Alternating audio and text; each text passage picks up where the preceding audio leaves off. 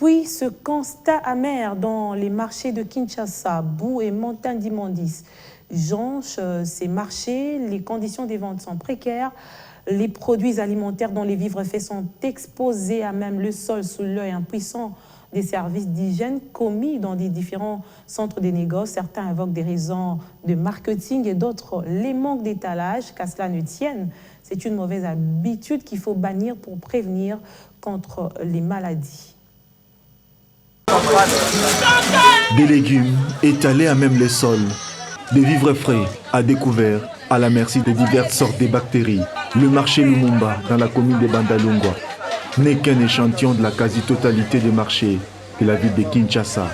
Des vendeuses optent pour l'étalage au sol, souvent sur la chaussée, plutôt que les tables à l'intérieur du marché. Des poussières, il y en a eu un peu plus avec la saison sèche.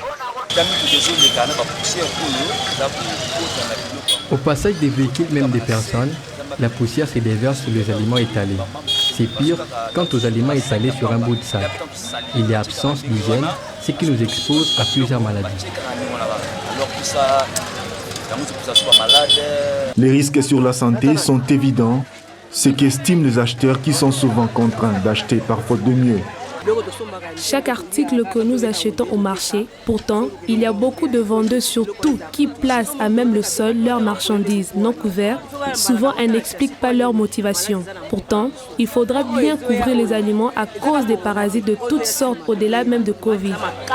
Ce qui est décrié semble être interdit par l'administration du marché, presque vaincu par cet incivisme.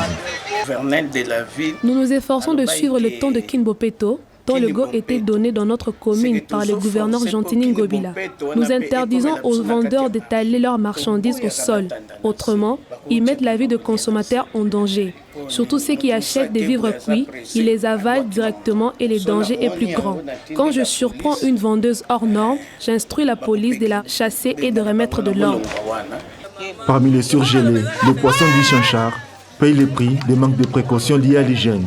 Et quand les mêmes articles, exposés en plus au soleil, durant des journées entières, et doivent retourner au froid pour la congélation et revenir au soleil, c'est une autre paire de manches. Ces poissons sont bien frais, sauf qu'ils ne sont pas sollicités par la clientèle qui se fait rare. Quant à les jeter, c'est impossible. Et les manques à gagner, je dois récupérer l'argent investi. Ça fait 2 jours que je ne vends pas ces poissons. Je ne peux pas risquer d'aller au 3e sans vendre. Donc, je tente de rabattre le prix. Un rang de poisson à $25. Il est maintenant 17 heures. Il n'y a pas de clients. Je n'ai pas de choix. Je dois garder au frais. Pourtant, certains acheteurs se sont carrément adaptés à cette triste réalité. Ils n'exigent plus rien, mais achètent. Les tentatives de conseil ayant abouti aux réprimandes. Moi, j'étais sur la table. Mais quand vous exhortez celles-là à faire autant, elles ne le verront pas d'un bon œil. Elles feront semblant d'essuyer, mais les bactéries y restent. Nous sommes exposés aux nombreuses maladies liées au manque d'hygiène. Le mieux serait de faire comme moi en mettant les marchandises sur les tables. Il faut se prévenir.